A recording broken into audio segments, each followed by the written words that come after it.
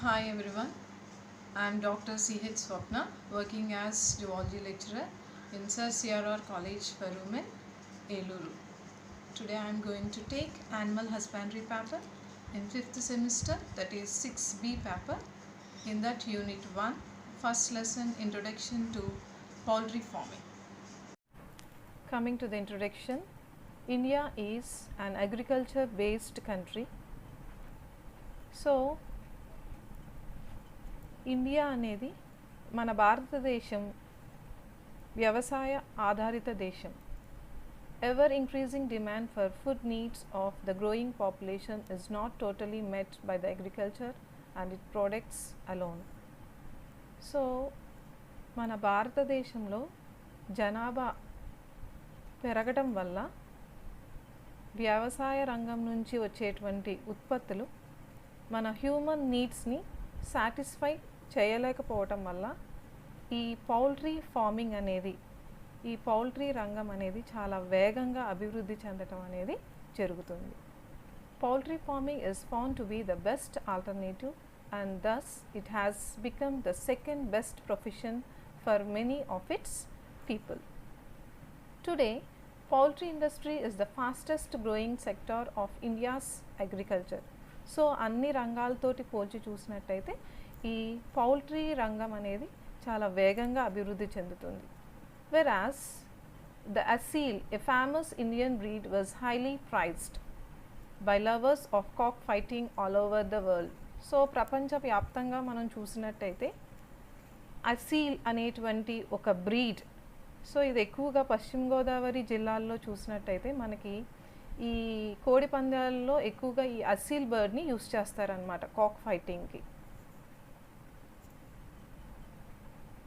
A poultry farm is where domesticated birds are raised. So poultry farm అంటేనే ఎక్కడైతే బర్డ్స్ని rare చేస్తారో that is called as poultry farm. Poultry includes, poultry farm అనగానే అక్కడ బర్డ్స్ని rare చేస్తారని మనం already చెప్పుకున్నాం కదా, లైక్ చికెన్స్ కానివ్వండి, turkeys, ducks and geese, and now these animals are raised for their meat and eggs. So maximum ఈ poultry ఫార్మ్స్లో బర్డ్స్ని rare చేయడానికి గల ముఖ్య ఉద్దేశం ఏంటి అంటే మీట్ పర్పస్కి, ఎగ్ పర్పస్కి వీటిని రేర్ చేయటం అనేది జరుగుతుందన్నమాట.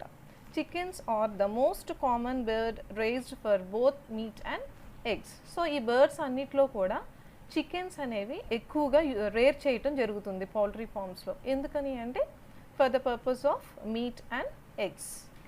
వెరాస్ chickens that are raised for meat, they are called as broilers, and the chickens that are raised for eggs are called layers.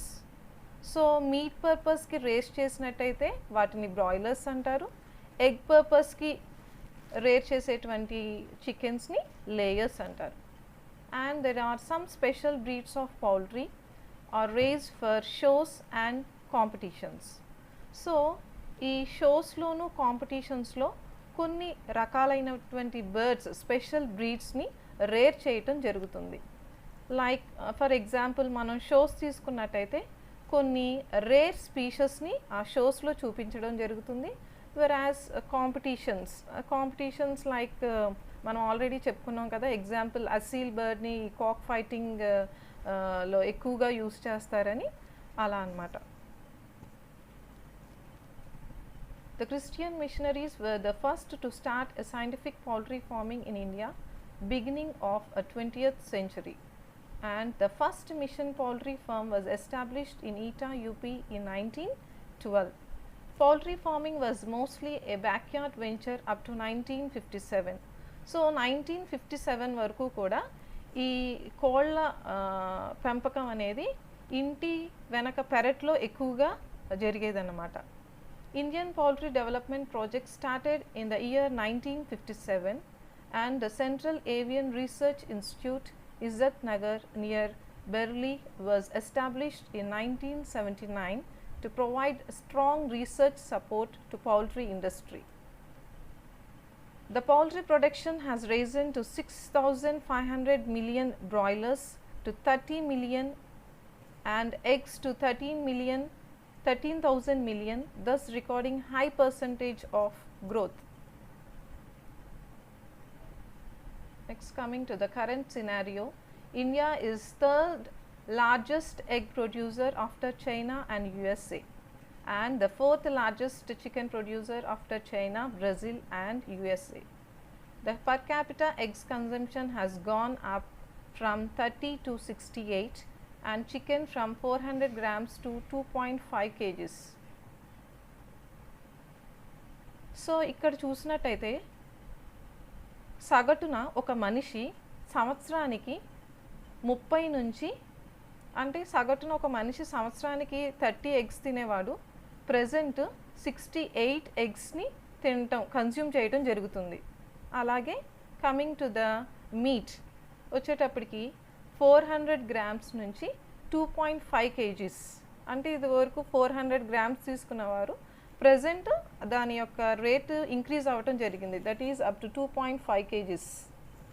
Next, human nutritionist recommended 180 eggs and 10 kg chicken per year. So ఈ human nutritionist సగటున ఒక మనిషి ఎన్ని eggs తీసుకోవాలి సంవత్సరానికి అంటే nearly 180 ఎగ్స్ని తీసుకోవాలి అని చెప్తున్నారు. అలాగే చికెన్ మీట్ వచ్చేటప్పటికి 10 kgs పర్ ఇయర్ తీసుకోవాలని చెప్తున్నారు. Indian broiler production in calendar year 2017 is projected to increase by approximately 7% to 4.5 million tons on increasing demand from the growing middle class. Next, coming to the advantages. Poultry farming taken up either as a small scale industry or on a large scale or as backyard farming. Increase family income. So డెఫినెట్గా ఇది family ఇన్కమ్ని increase చేస్తుంది. అలాగే local employment, for example poultry farming ఎక్కడైతే ఉందో అక్కడ లోకల్లో ఉండేటువంటి వాళ్ళకి ఎంప్లాయ్మెంట్ని చూపిస్తుంది. And also use food processing by products that are normally wasted. అంతేకాకుండా ఈ పౌల్ట్రీ ఫార్మింగ్లో ఫర్ ఎగ్జాంపుల్ మీకు ఇంకా బాగా అర్థం అవ్వాలి అంటే waste that is which is seen in fish market, that is fish dressing waste which is used in poultry farming, that is one of the fish byproducts which is used in poultry farming. ఈ చేప clean చేసిన తర్వాత ఈ విజరేటెడ్ organs ఏవైతే ఉంటాయో ఈ విజరేటెడ్ organs అన్నిటినీ కూడా పౌల్ట్రీ ఫార్మింగ్లో ఈ కోళ్ళకి ఆహారం కింద వేయటం జరుగుతుంది అనమాట. సో అదంతా వేస్ట్ అని పడేయకుండా వాటిని ఇక్కడ ఉపయోగించడం జరుగుతుంది. And also use relatively little land. So poultry ఫామ్ని మనం స్టార్ట్ చేయాలి అంటే దానికి చిన్న ల్యాండ్ ఉంటే సరిపోతుంది. And also increase the supply of manure for fertiliser and methane gas production. అంతేకాకుండా ఈ చికెన్స్ రిలీజ్ చేసినటువంటి వేస్ట్ని ఫర్టిలైజర్స్ కింద కూడా యూస్ చేయొచ్చు. అలాగే వాటి నుంచి మీథేన్ గ్యాస్ ప్రొడక్షన్కి కూడా యూస్ చేయొచ్చు. And provide possible benefits when combined with other protein increase programmes. Next, coming to the types of chickens. First one is layers. These are grown primarily for egg production and these birds usually weigh about 1 to 2 kgs. So already మనం layers అంటే ఏంటో తెలుసుకున్నాం. Layers అంటే ఏవైతే ఎగ్స్ని లే చేస్తాయో వాటిని లేయర్స్ అంటాము. సో ఇవి నియర్లీ 1 to 2 kgs వరకు కూడా వాటి వెయిట్ అనేది పెరుగుతుంది అనమాట. Next, the layers also are eaten usually after they have been producing eggs for 1 to 1.5 years. So ఈ లేయర్స్ ఏవైతే ఎగ్ లేయింగ్ కెపాసిటీ ఉండేటువంటి వాటిని లేయర్స్ అంటారు అని ముందే చెప్పుకున్నాం కదా మనం. సో వీటికి ఎగ్ లేయింగ్ కెపాసిటీ అనేది 1 to 1.5 years వరకు మాత్రమే ఉంటుంది. సో ఆఫ్టర్ 1.5 years వాటిని ఏంటి అంటే ఈ చికెన్ షాప్స్కి తరలించడం జరుగుతుందన్నమాట. So egg laying capacity only 1 to 1.5 years వరకు మాత్రమే ఉంటుంది. తర్వాత ఎగ్ లేయింగ్ కెపాసిటీ అనేది తగ్గిపోతుంది. Next, the improved breed start laying at 5 to 6 months of age. It will లే between 180 and 365 eggs yearly. So improved breed varieties అన్నీ కూడా సంవత్సరానికి నియర్లీ 180 to 365 ఎగ్స్ని లే చేయడం జరుగుతుందన్నమాట at the age of 6 months. And broilers can also be called as meat chickens. వాటిని మనం meat chickens అని కూడా పిలవచ్చు. Meat chickens usually are called broilers. వీటిని బ్రాయిలర్స్ అని కూడా అంటాము. Now this meat chicken weighing 2 kg or more are ready for market in 7 to 10 weeks.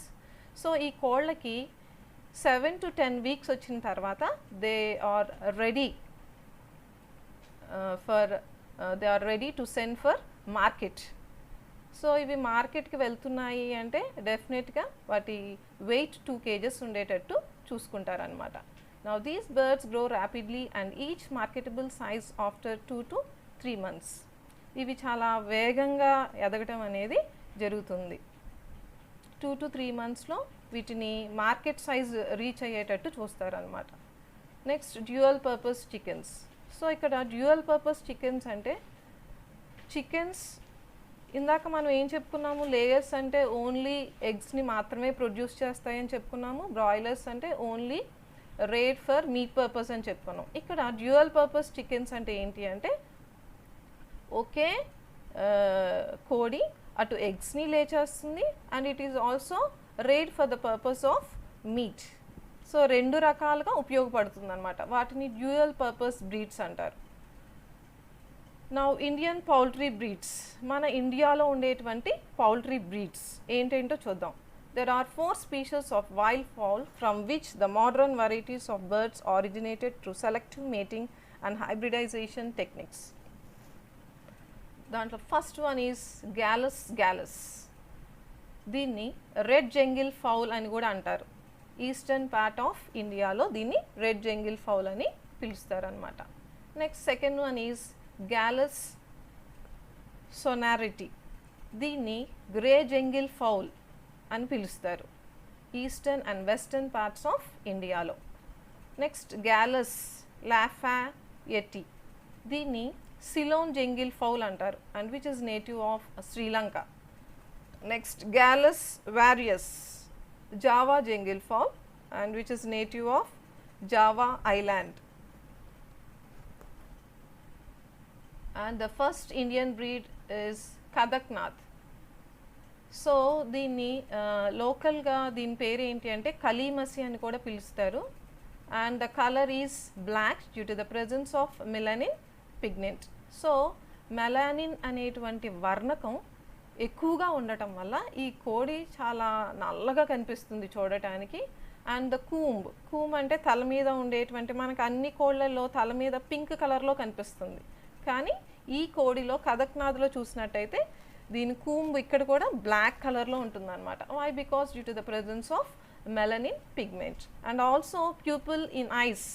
కళ్ళల్లో ఉండేటువంటి ప్యూపుల్ కూడా it is black in colour when compared with other breeds. మనం వేరే breeds తోటి మనం కదక్నాథ్ని కంపేర్ చేసి చూసినట్టయితే అన్నిట్లో ప్యూపుల్ అనేది మనకి రెడ్ కలర్లో కనిపిస్తుంది. But in Kadaknath it is black in colour due to presence of pigment melanin. Tongue and wattles are pinkish in colour. Tongue wattles మాత్రం పింకిష్ కలర్లో ఉంటుంది. whereas meat has high demand because of medicinal value. So దీని యొక్క మీట్కి చాలా ఎక్కువ demand ఉంది మార్కెట్లో. ఎందుకని డిమాండ్ ఉంది అంటే ఎప్పుడైనా సరే ఒక కోడి ఎక్కువ రేటు పలుకుతుంది అంటే డెఫినెట్గా దానికి మెడిసినల్ వాల్యూ, న్యూట్రియంట్ వాల్యూ అనేది ఎక్కువగా ఉంటేనే వాటి యొక్క కాస్ట్ కూడా ఎక్కువగా ఉంటుందన్నమాట. సో దీని యొక్క మెడిసినల్ వాల్యూ చూసినట్టయితే ఈ మీట్ని మనం ఆహారం కింద తీసుకోవటం వల్ల ఇది చాలా పల్మనరీ డిసీజెస్ని క్యూర్ చేస్తుంది. అలాగే ఈ పోస్ట్ ఆపరేటివ్ అంటే పోస్ట్ ప్రెగ్నెన్సీ తర్వాత వచ్చేటువంటి ప్రాబ్లమ్స్ అన్నిటినీ కూడా క్యూర్ చేస్తుంది. అలాగే హెడేక్స్ని క్యూర్ చేస్తుంది. And also there are many other problems are solved and it is at the verge of extinction. So దీనికి మెడిసినల్ వాల్యూ ఎక్కువగా ఉండటం వల్ల it is at the verge of extinction, అంతరించిపోవడానికి దగ్గరలో ఉందన్నమాట. And the next one is Giriraja, which is developed by Animal and Fisheries Science University in Bangalore, India. So good layer and lays about 130 to 150 eggs per year. ఇది సంవత్సరానికి 130 నుంచి 150 ఎగ్స్ని lay చేస్తుంది, కాబట్టి దీన్ని good layer అంటున్నారు. Egg shells are thick and brown in colour and resist breaking. So వీటి యొక్క ఎగ్ షెల్స్ అనేవి చాలా థిక్గా ఉంటాయి, ఇవి బ్రౌన్ కలర్లో ఉంటాయి అండ్ రెసిస్ట్ బ్రేకింగ్, అంత త్వరగా పగిలిపోవు అన్నమాట ఎగ్స్ అనేవి. Why? Because they are resistant. The birds are resistant to many diseases except ranicot disease. So ఈ బర్డ్స్ చాలా రెసిస్టెంట్గా ఉంటాయి అని చెప్తున్నారు, డిసీజ్ రెసిస్టెంట్గా ఉంటాయి ఎక్సెప్ట్ ఒక్క disease, that disease is Ranikhet disease. Next one is Aseel. It is famous for cock fight and hens are called as fighting cock. Already మనం చెప్పుకున్నాం కదా, ఉభయ గోదావరి జిల్లాల్లో ఈ కోడి పందాల ఆటలో ఎక్కువగా యూజ్ చేసేటువంటి వెరైటీ అన్నమాట అసీల్ అనేటువంటి breed, and is distributed almost all the states of India. So అన్ని మన భారతదేశంలో అన్ని స్టేట్స్లో ఈ బ్రీడ్ని ఎక్కువగా యూజ్ చేయటం జరుగుతుంది. Face is long and slender bearing a small peacomb. So face అనేది చాలా పొడవుగా ఉంటుంది, long and slender bearing a small peacomb. చిన్న పీకోమ్, దాని తల మీద చూసినట్టయితే మనకి చిన్న పీకోమ్ అనేది కనిపిస్తుంది. And meet is very tasty and delicious with pleasant flavour. Next species is Vanaraja, which is developed by the Poultry Directorate in Hyderabad, mostly favored by rural communities for backyard farming and a good scavenger. It is multicolored plumage.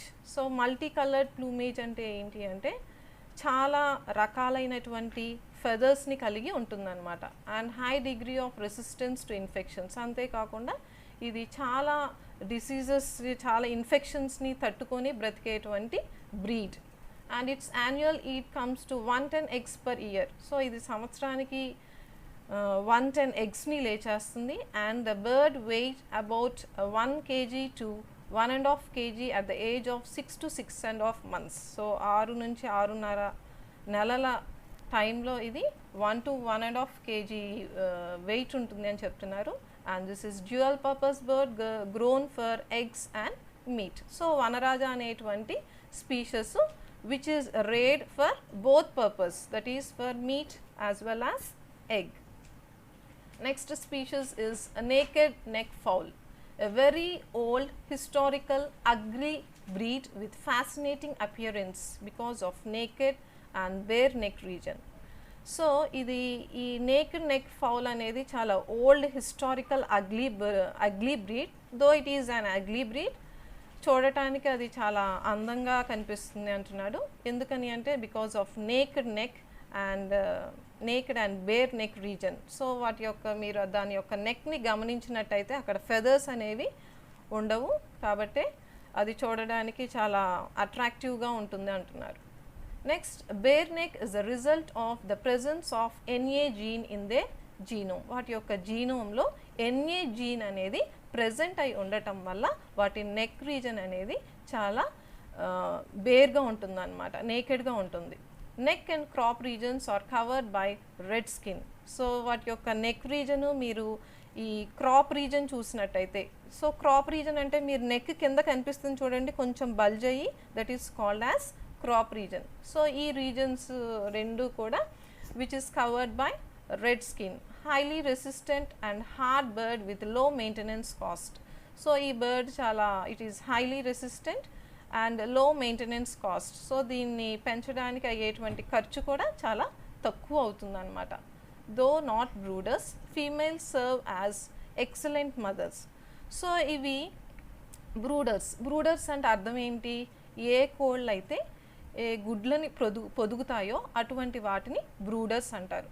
So ఇవి brooders, మంచి brooders కాకపోయినా they serve as excellent mothers.